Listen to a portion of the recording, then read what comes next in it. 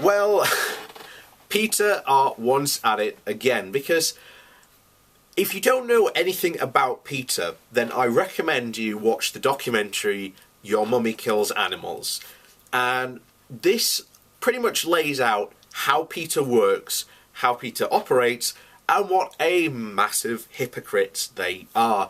Indeed, if you want to talk about animal killers, PETA animal shelters kill more animals than any other animal shelters there are basically out there. Now, what they've done today is they've sent a letter to Games Workshop, and this is their typical modus operandi. What they've done is they've targeted a company they think is somehow evil or broken one of their rules. In this case, thou shalt not wear fur.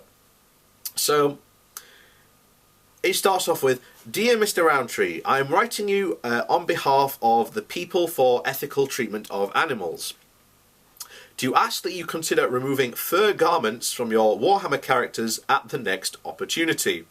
From the mighty Leman Russ and the Horus Lupercal to Chaos Warriors and the Sisters of Silence, Warhammer features an abundance of characters who wear what appear to be animal pelts, which just doesn't add up. The battle-hardened warriors are known for their martial prowess, but wearing the skin of dead animals doesn't take any skill."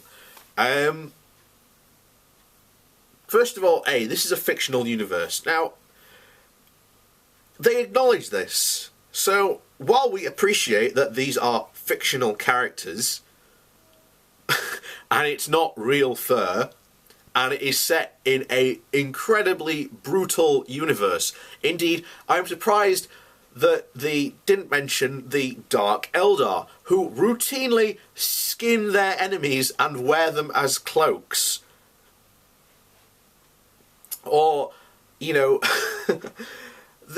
there are so many other, characters and races out there that do things that PETA are complaining about that miraculously haven't. Why? Because this is how PETA operate.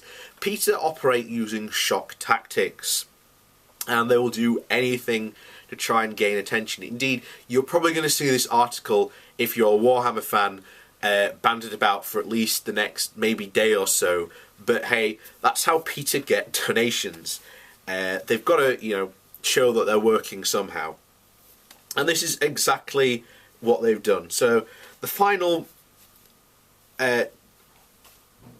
part of this is, draping them in what looks like to be replica of a dead animal sends the message that wearing fur is acceptable, when it in fact has no more place in 2017 than it would in the year 40,000.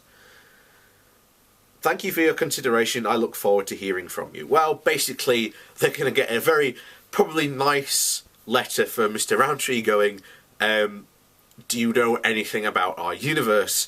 A lot of these animal skins are killed by the Marines themselves, particularly if you've got to look into a faction or for Space Marines, you might want to look into the Space Wolves of Leman Russ, and the fact that they go out and they fight these animals barehanded, by the way, and as a rite of passage. But this is once again PETA, as I said at the beginning, not knowing and just targeting someone just for publicity value, because in the past really couple of years, PETA have really sort of failed to make a massive impact in the way that they used to do. So this is now their attempt to get people talking about it, and lo and behold, oops, I've fallen for PETA's strategy. However, hopefully you will understand that this is what PETA want, and hopefully in the future you'll understand that seeing PETA do something ridiculous like this, particularly targeting a fictional universe, is flat out basically ridiculous. So yeah, that's PETA for you.